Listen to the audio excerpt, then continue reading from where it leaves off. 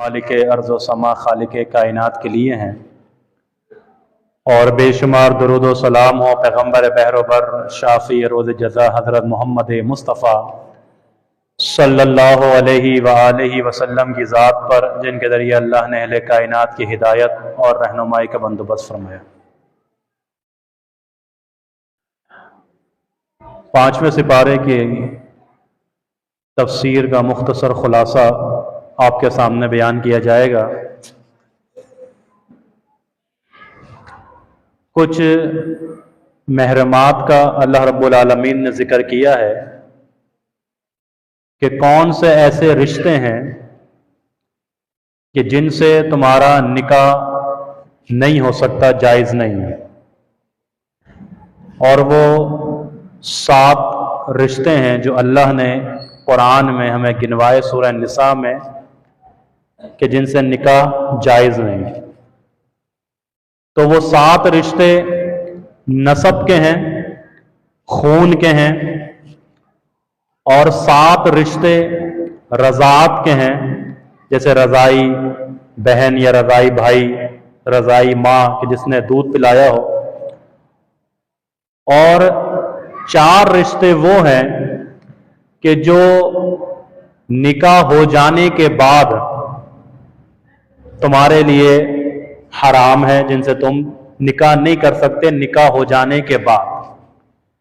तो पहले नसब के रिश्ते को सुन लीजिए कि नसब में, खून के रिश्तों में फरमाया कि हुर्रिमत अलैकुम उम्महातुकुम, तुम्हारी माएँ, सबसे पहले तुम्हारी माएँ, व बनातुकुम, तुम्हारी बेटियां, व अखवातुकुम, फरमाया कि तुम्हारी बहनें, 3 हो गए, व अम्मातुकुम, तुम्हारी फुप्पियां, 4 हो गए, व खालातुकुम, तुम्हारी खालाएं, 5 हो गए, व बनातुल अख, तुम्हारे भाई की बेटियां यानी भतीजियां, भाई की बेटियां भतीजियां तुम्हारे लिए हराम है।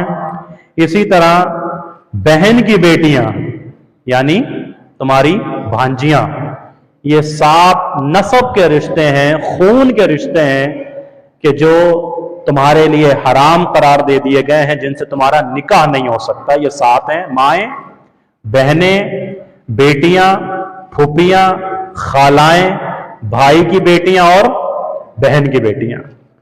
रज़ात के रिश्तों में भी 7 रिश्ते तुम्हारे लिए हराम करार दे दिए कि जिनसे निकाह जायज नहीं।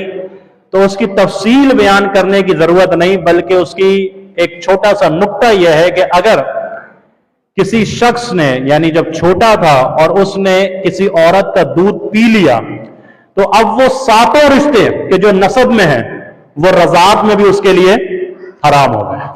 बात समझ में आ गई कि वो 7 रिश्ते जो नसब में हराम थे वो रज़ात में भी हराम हो गए, उसी तरीके से जिस तरीके से नसब में हराम हो गए।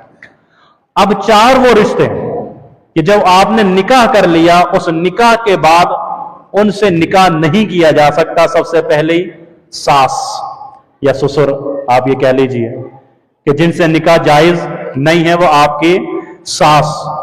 उसके बाद दूसरा बहू, बहू से निकाह जायज नहीं है। रबीबा, रबीबा किसे कहा जाता है?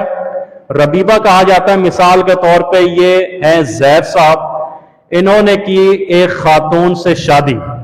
जिस खातून से इन जैद साहब की शादी हुई वो अपने साथ लेकर आई एक बेटी, वो पहले तो शादीशुदा थी, तो उस बेटी से निकाह करना जैद के लिए क्या है? हराम है। बात समझ में आई? इनके निकाह करने से पहले, मां से निकाह करने से पहले अगर वो बेटी से निकाह करना चाहता तो वो कर सकता था, लेकिन चूंकि अब इसने मां से निकाह कर लिया, अब मां के साथ जो बेटी आई है उससे निकाह नहीं हो सकता, जायज नहीं है। इसी तरह चौथा फरमाया कि 2 बहनें, यानी एक बहन से आपने निकाह कर लिया, एक बहन से आपका निकाह है, अब आप दूसरा निकाह अगर करना चाहते हैं तो उसी की बहन के साथ आपका निकाह नहीं हो सकता, ये जायज नहीं है, ये शरीयत ने, यानी 2 बहनों को एक ही आदमी अपने निकाह में जमा नहीं कर सकता। सास, बहू रबीबा और दो बहनें एक साथ एक आदमी के निकाह में जमा नहीं हो सकती। तो ये सारी तफसील अल्लाह रब्बुल आलमीन ने हमें ये यहाँ पर समझा।